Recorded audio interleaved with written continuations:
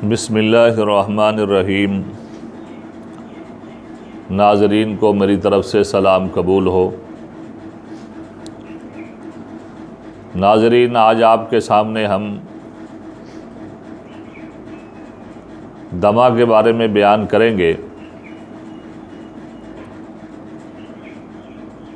क्योंकि दमा भी इंसान को बड़ी तकलीफ़ देने वाली अलामत होती है, जिसकी वजह से इंसान का सांस लेना बड़ा मुश्किल हो जाता है।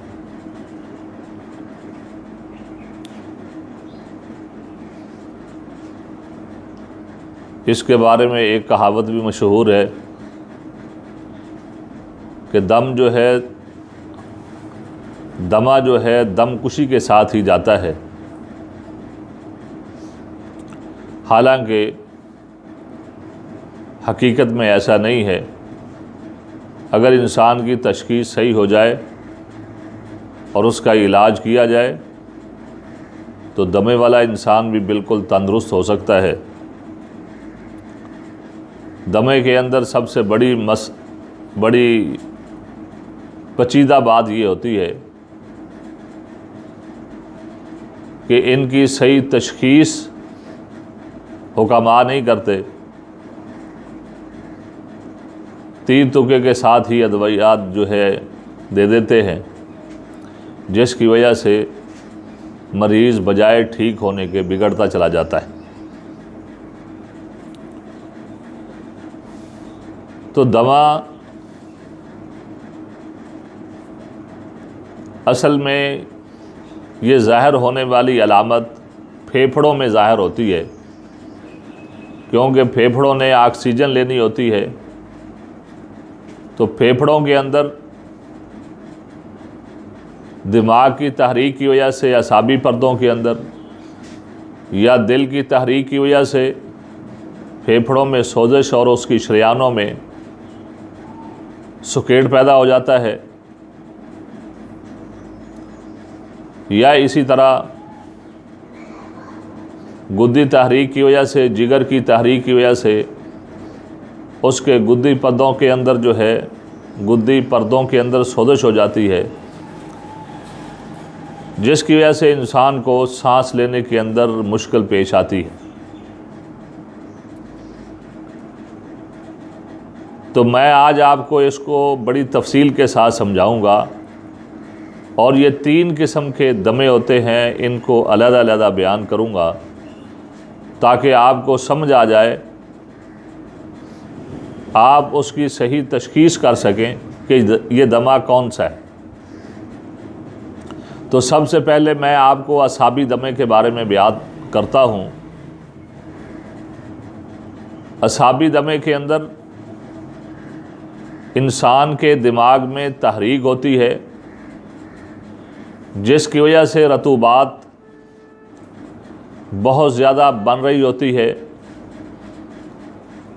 और वो रतूबात खून के अंदर मिलकर खून को पतला कर देती हैं, और फिर इसी तरह दिमाग की तहरीक की वजह से दिल का जो फेल है ये सुस्त हो जाता है, कमज़ोर हो जाता है, इसकी तस्कीन वाली सूरत पैदा हो जाती है, जिसकी वजह से खून का फेफड़ों के अंदर पहुंचना और वहाँ पे जाकर जो है ऑक्सीजन को लेना और उसको जज़ब करना, ये फेल जो है इसका बहुत ज़्यादा कमज़ोर हो जाता है।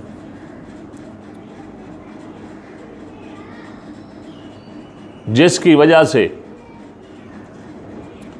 फेफड़े अपनी ऑक्सीजन को पूरा करने के लिए कोशिश करते हैं, लेकिन जो है वो ऑक्सीजन खून पूरा ना पहुंचने की वजह से मिल नहीं रही होती,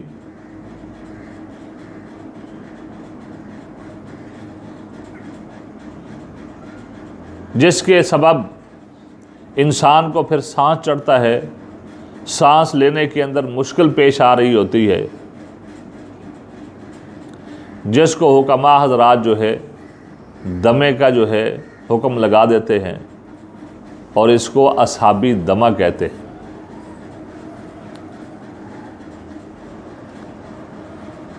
और इस दमे के अंदर मरीज़ खांसता भी है, रतूबत ज़्यादा होने के बावजूद खांसने के साथ उसको बलगम नहीं आती।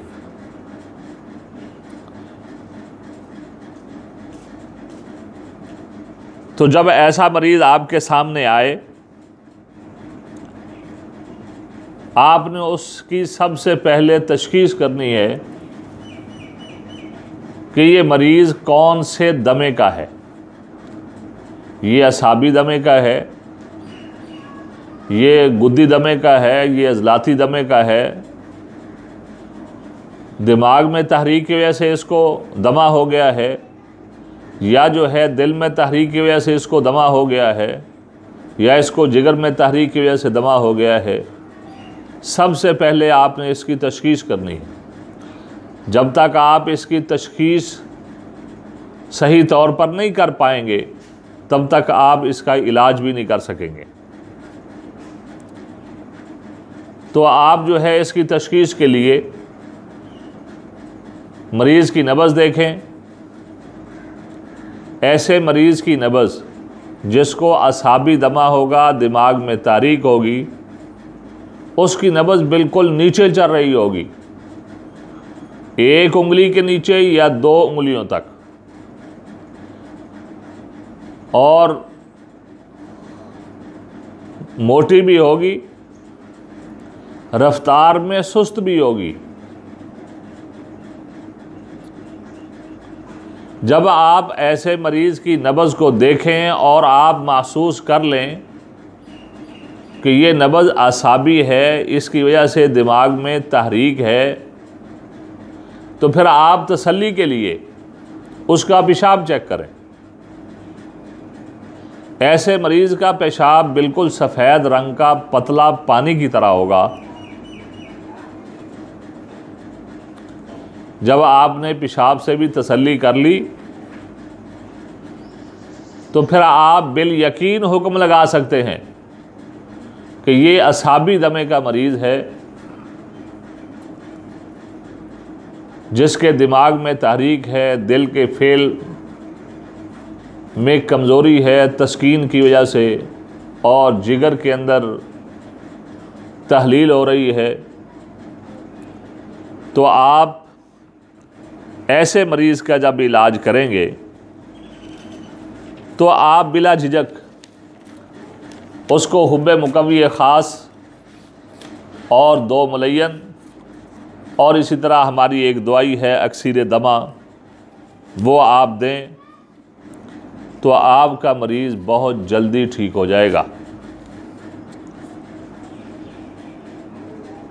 और इन अद्वियात के नुस्खे हम वीडियो के साथ लगा लेंगे, वहाँ से आप नोट कर लें। इंशाअल्लाहुल अज़ीज़ असहाबी दमे का मरीज़ इन्हीं दुआओं से बिल्कुल ठीक हो जाएगा। और ये मरीज़ परहेज़ के तौर पर मूली, गाजर, शलगम, कद्दू, टिंडे, भिंडी, तोरी, चावल, बड़ा गोश्त, श्री पाए ये इस्तेमाल नहीं करेगा।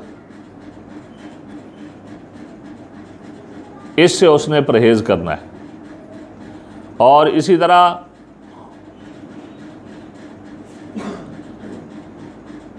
फलों में से केला, अमरूद, इससे परहेज़ करेगा तो इंशाअल्लाहुल अज़ीज़ वो इंसान बिल्कुल तंदुरुस्त हो जाएगा। और इसी तरह दूध से बनी हुई चीज़ जो है कोई भी वो भी इस्तेमाल ना करे। इससे इंशाअल्लाहुल अज़ीज़ परहेज़ करने से और दवाई इस्तेमाल करने से असहाबी दमे का मरीज़ बिल्कुल ठीक हो जाएगा। हमें इजाज़त दीजिए। जज़ाकल्लाह खैर।